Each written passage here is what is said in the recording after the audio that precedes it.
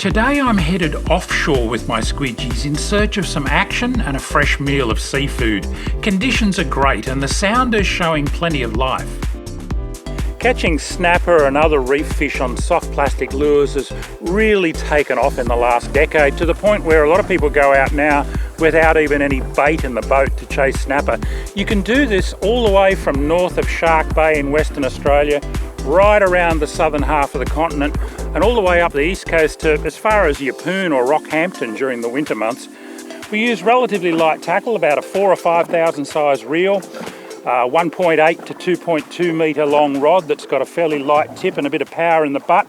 I'm using 20-pound braid and a 20-pound leader here. And what we've done is we've marked some fish on the sounder, we've cut the engine, and we're drifting. We're in about 16 metres of water here, and I've got a light breeze coming from behind me. What I'm going to do is cast my lure with the breeze, so I'm throwing it well ahead of the boat.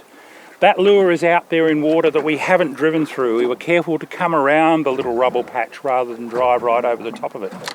Now I've thrown that lure in there, and I'm going to be very aware of the possibility of a bite on the drop. Now I know it's taking me about 15 or 16 seconds to get that lure to the bottom in this depth of water. It's down there now. I just make contact with it, give it a couple of bounces, pick up the slack. Now we're drifting down on top of that lure. I'm almost straight up and down on it now. And then I just wind it up, a couple of slow winds, give it a bit of a jig up through mid-water. And as often happens, my squidgy's been grabbed on the way back to the boat, most likely by a pelagic species. This can be a bonus when you're working on offshore reefs. The only drawback is that this little school mackerel has sharp teeth. Made a mess of my plastic, didn't you? The original squidgies catch plenty of fish, but they aren't so durable when it comes to tackling toothy critters. Straight onto the ice slurry. With these characters around, I reckon it's definitely time for a change to Squidgies BIO Toughs. Because the bite is pretty tricky today and the sun's getting higher, I've actually dropped to the lighter tackle. This is just an 8-pound braid with a 12-pound leader. And sometimes that's what it takes to get the bite. My guess is it might be a trevally. It's got that tail beat thing happening. Yep, here it comes.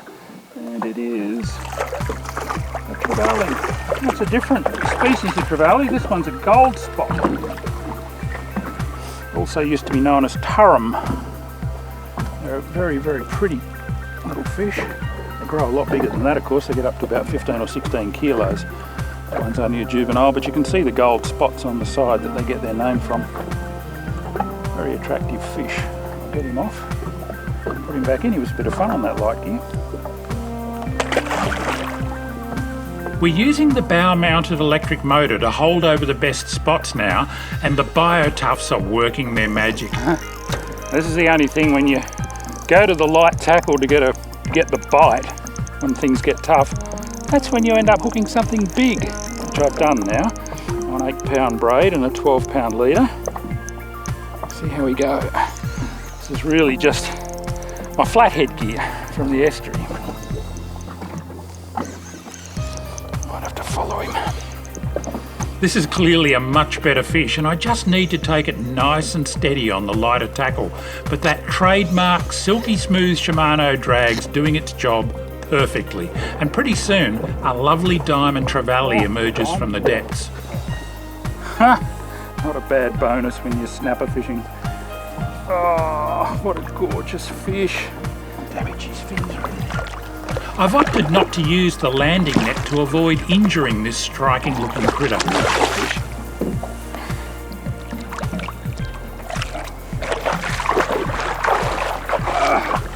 Look at that.